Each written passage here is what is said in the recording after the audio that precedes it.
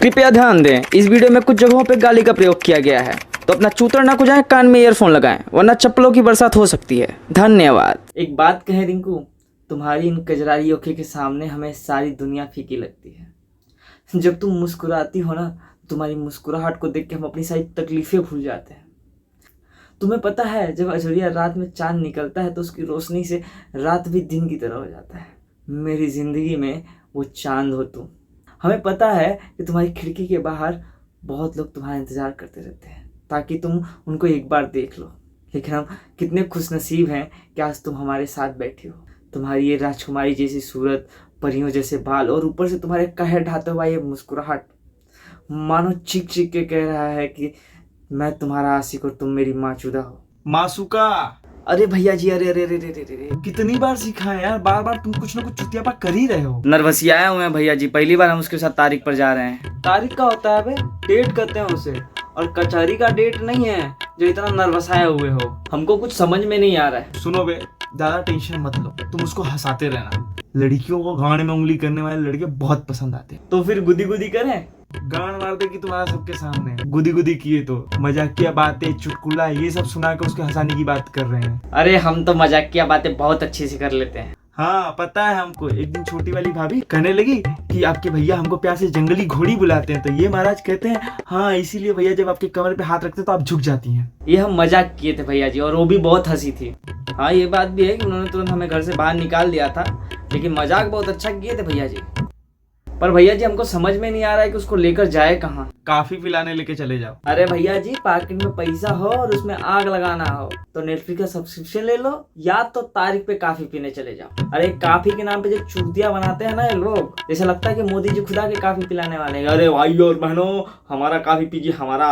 पहले कितना अच्छे से मोदी जी चाय पिलाते थे, जब से पीएम बने हैं तब से उसकी सौतेली बहन काफी ले आए हैं। अब काफी में बिस्किट डुबा के तो खा नहीं सकते, का बस पी ही सकते हैं। चाय में का है, बिस्किट डुबा के भी खा सकते हैं। चाय ज्यादा अच्छा हुआ ना। चाय तो बनारसी की दुकान पे ही मिलती है, एकदम मलाई मार के अदरक वाली, मजा आ जाता है पी के। एक काम करो, मैकडोनल्ड लेके चले जाओ। तुम चूतिया होगा, मैकडोनल्ड वालों से थोड़ा सा ज्यादा चटनी मांग लो तो ऐसे देखते हैं जैसे लगता है कि उनकी बहिनिया का हाथ मांग लिया है। और उनका प्रचार नहीं देखे हो, इतना बड़ा बड़ा बड़ा बर्गर दिखाते हैं, और जब मंगा लो खाने के लिए तब ऐसा लेके आएंगे जैसे लगता है बम्बैया वड़ा पाव लेके आ रहे हैं। लाल पीली चटनी दोनों साइड से गिरती रहती है। अभी ये बताओ, ये उसका सामने खाएंगे तो उसको देखने में अजीब नहीं लगेगा? सिनेमा देखने चले जाओ, वैसे भी वहाँ अंधेरा रहता है, एक दूसरे का थूक चाटने को भी मिल जाएगा तुम लोग को। छी, क्या बोले, क्या चाटने को मिलेगा? अरे हम ओठो वाले चुम्मे की बात कर रहे हैं। भैया जी आपको क्या लगता है हम चूतिया हैं, हमको ये नहीं पता है? भैया जी हमने उसको बोला भूत वाला सिनेमा देखोगी, तो बोलती हमें डर लगता है। फिर हमने बोला मारपीट वाला सिनेमा देखोगी, तो बोलती हमें डर लगता है। फिर हमने बोला अरे ओम राउत का, मनोज मुंतशिर का एक नया सिनेमा आया है आदि पुरुष, वो देखोगी, तो बोलती इतना भी घटिया सिनेमा हमको नहीं देखना है। फिर अचानक से एक ऐसी बात बोल गई कि हमारे कानों में संगीत बज गए। बोलती है अगर हम सिनेमा घर में आपका हाथ पकड़ेंगे तो आपको बुरा तो नहीं लगेगा? अब हम भी शर्मा गए और हम बोलने लगे कि भाई हमको बुरा क्यों लगेगा, पर तुम हमारा हाथ क्यों पकड़ोगी? तो कहती है कि सिनेमा घर में भूत वाला सिनेमा देखते वक्त हमारे साथ वाले का हमको हाथ पकड़ने की आदत है। और रोमांटिक सिनेमा में चुप भोसड़ी वाले चुप, तुमको तो बस यही सब सोचता है। तुम्हारे जैसे लोगों के नसीब में खुदाई तो होती नहीं है, इसलिए सच्चे प्यार की बातें करने लगते हो। अच्छा एक बात सुनो। हाँ भैया जी बोलिए। नई आइटम पटाने का सबसे पहला नुस्खा, उसके सामने तुम अपनी पुरानी वाली आइटम का बात मत करना। भैया जी लगता है कि आप भूल गए कि इससे पहले हमारी कोनो मलिया ही नहीं थी। एक तरफा प्यार रहा है हमारा हमेशा से। पिछले 10 तारीखों से सिर्फ रोती हुई लड़कियों को संभाल रहे हैं, जिसको देखो वही अपने पिछले बता रो यार की बात करके रोने लगती है। और ये हरामजादे लौंडियाबाज लौंडे, इन्हीं की वजह से हम जैसे लोगों को ये सब भुगतना पड़ता है। अरे कोनो बात नहीं, इस वाली के साथ अच्छा समय गुजरेगा तुम्हारा। हमको कोनो दिक्कत नहीं है भैया जी किसी का कंधा बनने में, लेकिन कब तक बस ऊपर ऊपर से काम चलाते रहेंगे? अच्छा तुम्हारी आइटम को प्रभावित करने का दूसरा नुस्खा। हाँ भैया जी बोलिए। उसकी बातों में ज्यादा दिलचस्पी मत दिखाना। जी।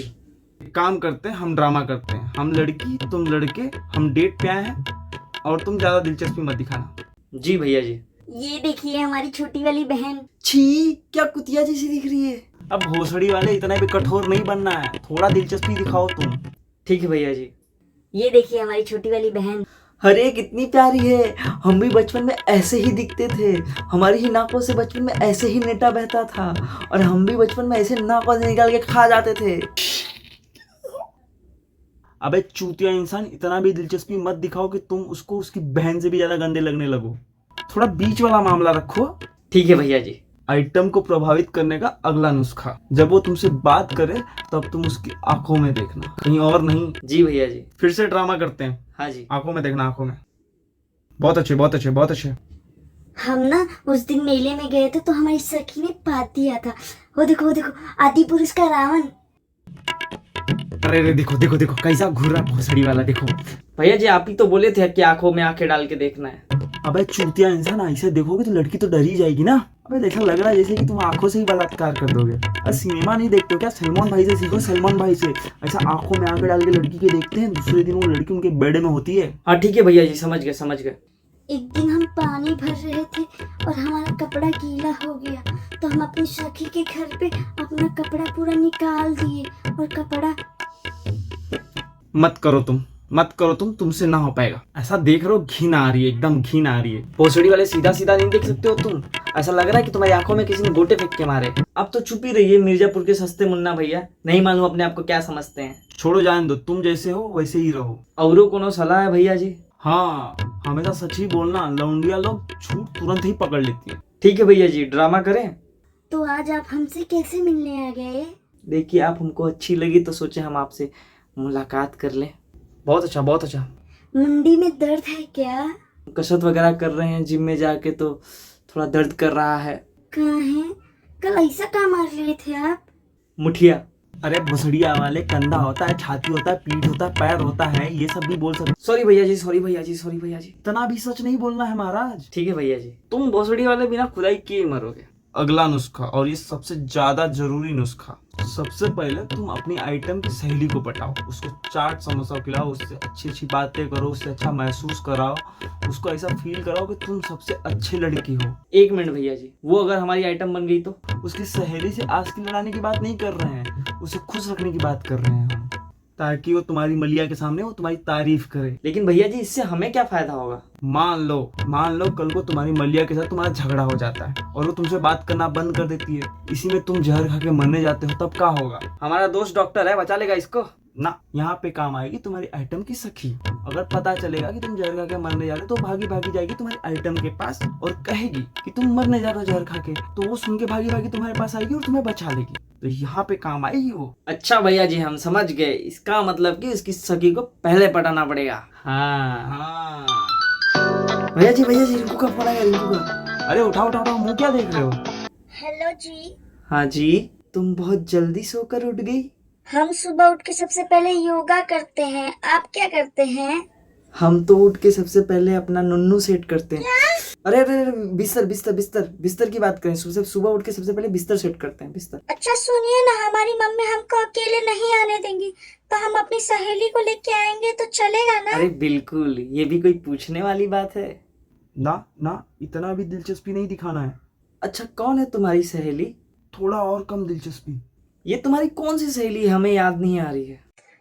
अरे जिसके घर पे आप हमसे मिलने आते हैं। और कम करो। अच्छा वो कुतिया। अरे क्या बोल रहे हैं आप? अरे कुछ नहीं, तुम उसको ले आओ, साथ में ले आओ। सबसे पहले तो हमें उसे ही पटाना है। का तुम ये सब सोचते हो हमारी सहेली के बारे में? हम तो सोचे थे कि आप अच्छे हैं, लेकिन आप तो बहुत गिरे हुए इंसान हैं। गिरा हुआ इंसान मतलब? हवस का पुजारी। हवस का पुजारी मतलब? हमेशा खुदाई के बारे में सोचने वाला। अरे नहीं रिंकू, तुम हमको गलत समझ रही हो। ऐसा जैसा तुम सोच रही हो ऐसा बिल्कुल कुछ भी नहीं है रिंकू।